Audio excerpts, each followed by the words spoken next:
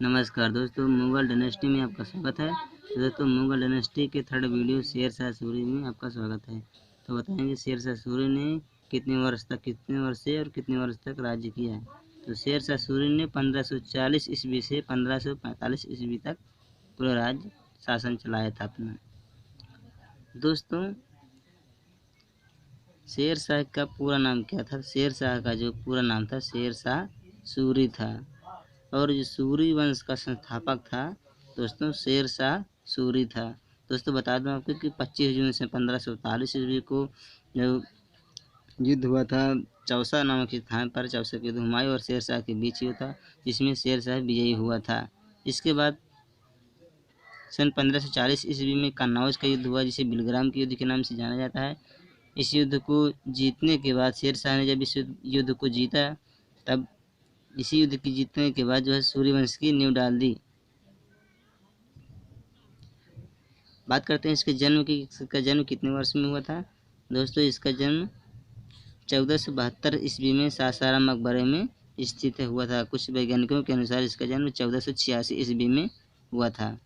दोस्तों, यही डेट निर्धारित है, 1472 या 1486, इसमें से किसी भी डेट को आप याद कर सकते हैं।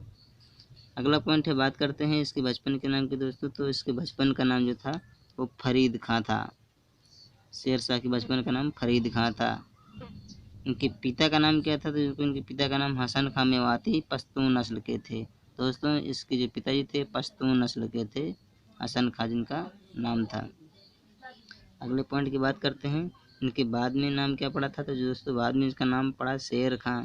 दोस्तों, जब इन्होंने कन्नौज का युद्ध जीत लिया, हुमायूं को पराजित कर दिया, हुमायूं को पराजित करने के बाद सन 1539 ईस्वी में इसने सूर्यवंश की नींव डाली तथा शेर खां अपना नाम बदल के कर लिया।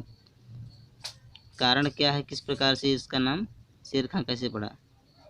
इसने अपने मालिक बिहार के शासक सुल्तान मोहम्मद हार खान लोभानी को बचाने के लिए एक शेर को अपनी तलवार की एक ही नोक से मार डाला था। उसी ने इनका नाम फरीद खां को शेर खां की पदवी दी थी। दोस्तों, इसके पहले इसका नाम फरीद खां था। इसके बाद अपने मालिक को बचाने के लिए एक शेर को मार डाला था, इसलिए इनके मालिक ने जो है इनको शेर खां की पदवी दी थी। इस प्रकार इसका नाम शेर खां पड़ गया था। दोस्तों, चौसा युद्ध जीतने के बाद इसने अपना नाम शेर खां से शेर शाह कर लिया था सन 1539 ईस्वी में। चौसा का युद्ध 25 जून सन 1539 ईस्वी को जीतने के बाद शेर खां की पदवी धारण की थी शेर शाह ने, जैसे मैंने आपको अभी बताया, और आगरा तथा दिल्ली पर अधिकार कर लिया था तथा सूर्यवंश की नींव डाली थी। बात करते हैं इसके शासन व्यवस्था की कि शेर शाह सूरी ने किस प्रकार से शासन चलाया था। तो दोस्तों, पहला पॉइंट है, सिकंदरी गज का प्रचलन शेर शाह सूरी ने अपने राज्य में करवाया था, अपने शासन व्यवस्था में। दोस्तों, भूमि मापन के लिए सन की डंडी का प्रयोग शेर शाह सूरी ने करवाया था। भारत में रुपये 178 ग्राम चांदी का प्रचलन शेर शाह सूरी के शासन में ही प्रचलित था। दोस्तों, 178 ग्राम चांदी का प्रचलन सर्वप्रथम जो करवाया गया था वो शेर शाह सूरी ने ही करवाया था। अगला पॉइंट है कि लगान, तो कृषि यानी पैदावार का फसल का 1/3 हिस्सा लगान के रूप में किसानों से लिया जाता था। शेर शाह सूरी ने ये प्रथा लागू की थी। दोस्तों, अगला पॉइंट है, भारत में डाक व्यवस्था की शुरुआत शेर शाह सूरी ने की। जी हाँ दोस्तों, सर्वप्रथम पोस्टल सर्विस की शुरुआत शेर शाह सूरी ने अपने शासन में करवाया था। किसान भूमि का विवरण सरकार को लिखित रूप में दिया करते थे, जिसे कबूलियत कहा जाता है। जी हाँ दोस्तों, किसान जो थे भूमि का संपूर्ण विवरण जो थे वो लिखित रूप में दिया करते थे अपने मालिक को, जिसे कबूलियत कहा जाता था। अगला पॉइंट है, राज्य और किसानों के बीच संबंध स्थापित, सीधा संपर्क स्थापित था, जिसे रैयत बाड़ी व्यवस्था कहते हैं। जी हाँ दोस्तों, राज्य और किसानों के बीच सीधा संपर्क स्थापित था और इस व्यवस्था को रैयत बाड़ी व्यवस्था कहा जाता है। दोस्तों, ये शेर शाह सूरी के शासन में स्थापित है व्यवस्था।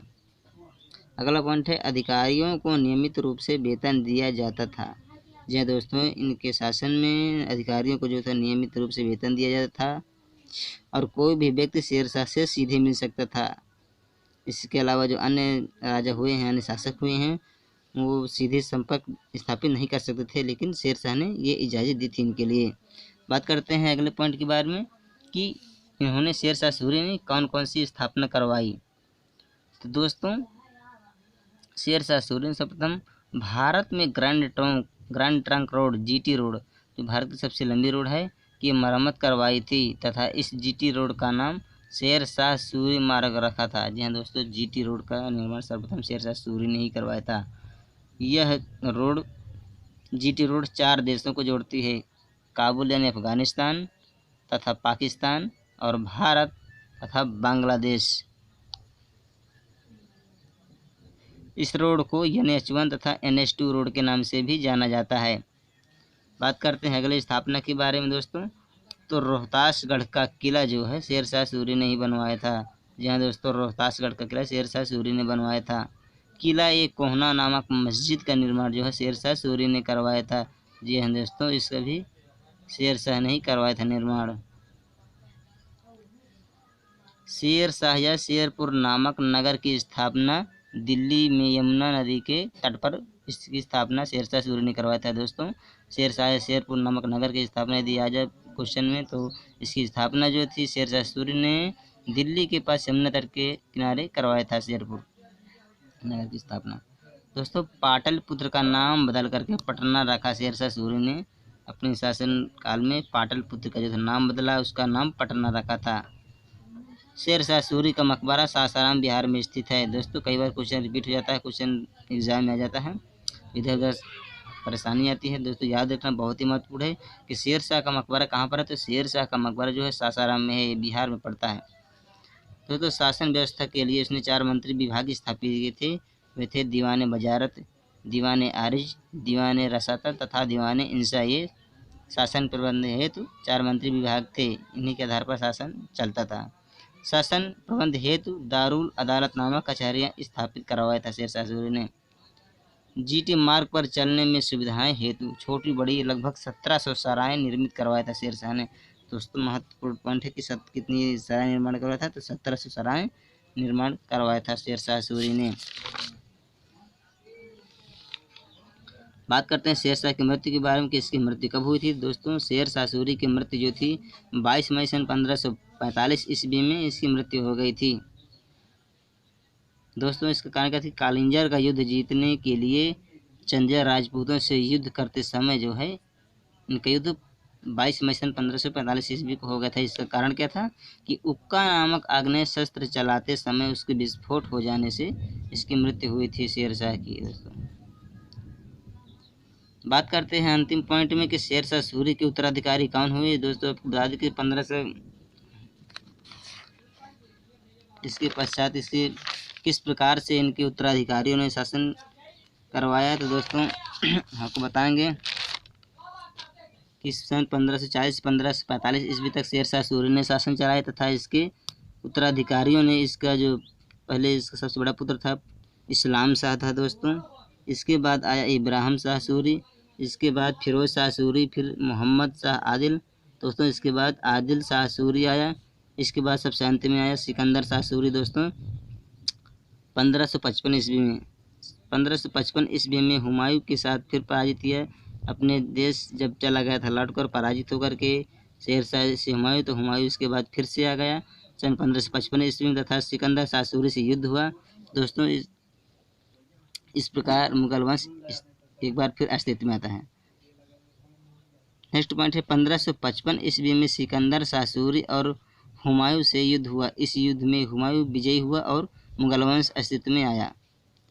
सन 1555-56 तक 1 वर्ष तक शासन करने के पश्चात अपने पुत्र अकबर को हुमायूं 14 फरवरी 1556 ईस्वी में राज सिंहासन पर बैठाया तथा आगे का शासन अकबर महान ने चलाया। दोस्तों ये रहा शेरशाह सूरी के बारे में वीडियो।